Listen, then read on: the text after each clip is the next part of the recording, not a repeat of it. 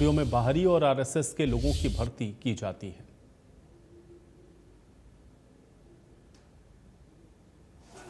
इस एक वर्ष में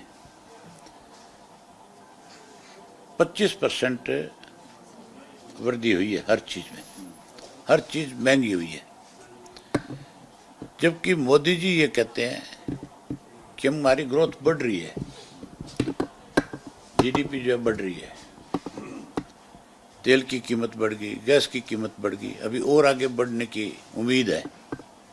और जिस ढंग से बाहर जाकर के मोदी जी बयान देते हैं और कहते हैं कि आने वाले समय में बहुत भयंकर बड़ा काल पड़ने वाला है, अकाल आने वाला है, लोगों में उससे पैनिक पैदा होता है। इससे हमारे देश की कहीं ना कहीं दूसरे देशों में इमेज खराब हो रही है। हमारा आज जो रुपए है उसमें बहुत बड़ी गिरावट है। हमारी तुलना जो है रुपए की, आप यूरोप के देशों से नहीं, आप कनाडा और ऑस्ट्रेलिया से नहीं, आप अमेरिका से नहीं, जो हमारी नेबर कंट्रीज है उनसे करके देखो। वहां पे भी हमारी जो है रुपए में गिरावट आई है। जो पाकिस्तान बहुत पिछड़ा हुआ था इस मामले में, उसकी भी करेंसी ने ग्रोथ किया है पिछले 3 महीने में, और हमारी करेंसी पिछले 3 महीने में गिरी है। हमारे साथ लगता हुआ बांग्लादेश है, उसकी करेंसी ने ग्रोथ किया है। चाहे इतना बड़ा आर्थिक संकट आ गया था, पॉलिटिकल संकट आ गया था, उसके बाद वहां ग्रोथ है, हम वहां कमजोर हैं। ये समझने की जरूरत है। इसके पीछे सरकार की जो फॉरेन पॉलिसी है, सबसे बड़ा कारण वो है। अगर पॉलिसी सही होगी तुम्हारी तो फिर ये मान के चलो कि इस तरह के हालात पैदा नहीं होंगे। पंचकुला जो प्रोटेस्ट हमारी तरफ से रखा गया था पिछले काफी समय से, जो हरियाणा पब्लिक सर्विस कमीशन द्वारा भर्तियां की जा रही है, उनमें हरियाणा प्रदेश के बच्चों की बड़ी अनदेखी हो रही है। अलग अलग सब्जेक्ट वाइज हमारे पास बहुत सारी शिकायतें आई।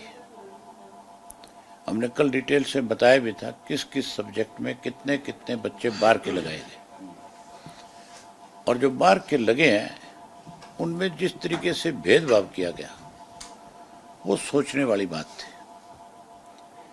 हमारे बच्चे एग्जाम जब देते हैं तो मेरिट में टॉप पे आते हैं, और इंटरव्यू जब देते हैं तो फिर उनको बिल्कुल लो कैटेगरी में लिया जाता है। इंटरव्यू के कम नंबर दे करके अपने मनचाहे बाहर के लोगों को ये फिर उन सब्जेक्ट्स के अंदर भर्ती करते हैं।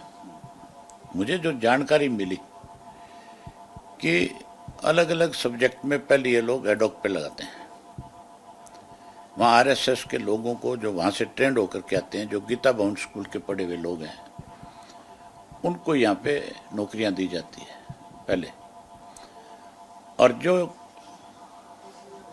इनके हिसाब से फिट बैठ जाता है फिर परमानेंट पोस्ट निकालते हैं। परमानेंट पोस्ट निकाल करके वहाँ अपने लोगों को भर्ती किया जाता है।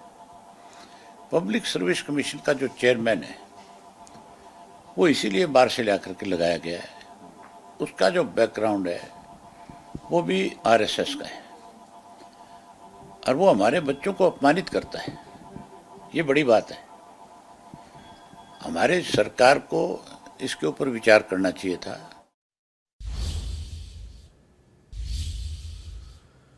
तो हरियाणा में एक बार फिर से पेट्रोल और डीजल के दाम में बढ़ोतरी ने आम आदमी की चिंता बढ़ा दी है। तेल कंपनियों ने पेट्रोल और डीजल की कीमतों में 90 पैसे प्रति लीटर तक की बढ़ोतरी कर दी है। कई शहरों में पेट्रोल 100 रुपए के पार पहुंच गया है, जबकि डीजल भी 90 रुपए प्रति लीटर से ऊपर बिक रहा है। बढ़ती हुई कीमतों का असर अब लोगों की जेब और रसोई दोनों पर देखने को मिल रहा है।